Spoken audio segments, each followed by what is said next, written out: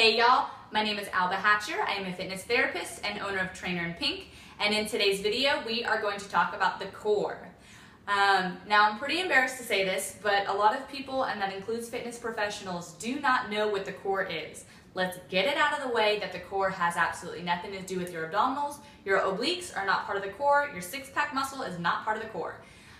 If you get nothing else out of this video, I want you guys to know what the core is, what it does, and how to use it, and that's exactly what we're going to talk about. Now, by definition, the core is your inner unit. It is the centermost of you. And when you start peeling layers, you'll find that the core muscles are actually the muscles that are directly involved with breathing.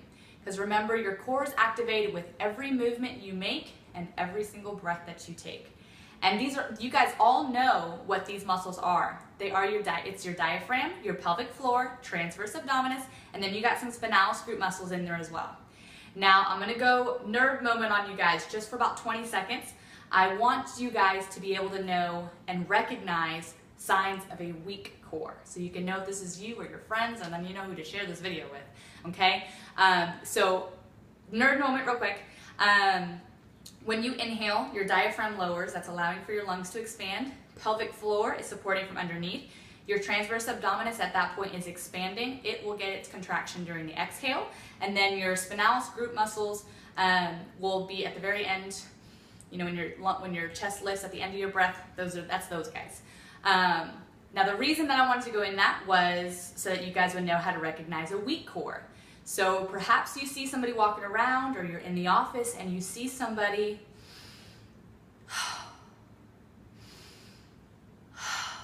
and that's how they breathe, okay?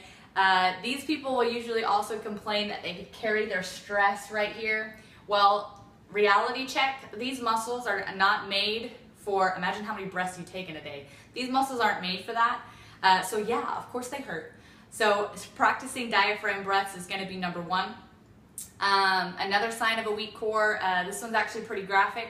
If you've ever seen like heavy weightlifting competitions and stuff falls out, yep, weak core. And then, so transverse abdominis is considered your corset muscle. To keep it simple, it's what holds in your guts. And so you can usually see that. So even a skinny person can have a weak transverse abdominis, and you can usually see it on them because their shape is just slightly different. Now let's get on to movements and exercises so you guys can start contracting your core and working it properly. We are starting our back, okay? If we're starting basic of basic, what I want you guys to do is actually take your pelvis and tuck it back, okay? So you are pressing your back back against the floor, okay? And I'm sure that you guys can see this tuck. And then we're taking our belly button and pulling it down and in towards the spine. Remember, we are contracting, we are not sucking it in, okay? You can tighten and release, tighten and release. While you do this, it is very important that you don't engage the glutes. So if you need to take your hands, bring them around over here, make sure that you're not squeezing your butt in order to get that movement. The tuck is happening here in the waist. You tuck and then release. Tuck and then release. That is very, very basic. Now, if we can take the movement of the pelvis out of it, let's practice that now. So we are taking our belly button in and back, and it's going to be pretty hard to see this, but you are pulling in and back. Activate and release. Activate and release. You guys can take your fingers, activate and release. Make sure you feel the tension. Activate and release. That you can feel those muscles beneath your hand activating. Now, let's take this to all fours. We're working against gravity this time. So if we are here, okay, if we were just kind of like let everything all hang out, all right, weak core. And so if we're taking it in, bring it to have a strong core, we're going to activate and release. Okay, when you release, you can see everything all hang out. We activate and release. Activate and release. I'm doing that so you guys can see it, but otherwise I want y'all on all fours. Next step, we're gonna be standing. I'm just gonna stay here on my knees for video purposes, make it easy. So if you guys can practice this in front of a mirror, that's ideal. You're gonna take your belly button, pull it in towards your spine and lift. Okay? If you practice this in a mirror, you will actually see your belly button lift. So I have my finger right here in my belly button, and I am pulling everything in and lift.